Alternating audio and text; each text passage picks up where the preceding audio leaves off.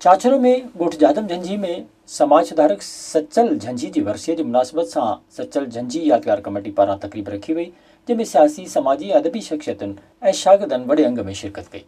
तकरीब के डॉक्टर बख्तावर जाम, सुल्तान झंझी, भारूमल उमरानी, हाजी कमरुद्दीन रहमू, सुराब झंझी, अशोक बख्तानी, सज्जाद ज़हीर, अरबाब नेक मोहम्मद, सहाफ़ी मुमताज़ रहमू ऐं ॿियनि पिणु ख़िताब कयो।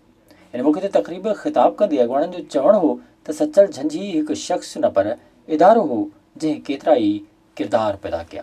साईं सचल जो किरदार ईअं हुयो छो जो उनजी रहणी कहणी एतिरी त सादी हुई जो मूं थोरी देरि पहिरीं ॻाल्हायो पिए त मूं ॿुधायो त हिते अॻु में जॾहिं को उस्तादु हूंदो हो त उहो अची माड़ी ठाराईंदो, अछो बंगलो ठाराईंदो हो।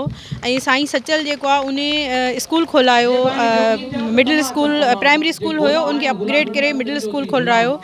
इहा इन्वेस्टमेंट हिकिड़ी ॾिसण में त अचे थी त उन वक़्तु आम माण्हुनि जे लिहाज़ खां त शायदि इहा ॾिसण में त न पई अचे, पर असां जेके बि सफ़ेद कपिड़ा पाए वेठा आहियूं ऐं ठीकु ठाक ज़िंदगी गुज़ारियूं पिया, उन में साईं सचल जी ज़िंदगी महिनत जो हिकिड़ो वॾो हिसो आहे।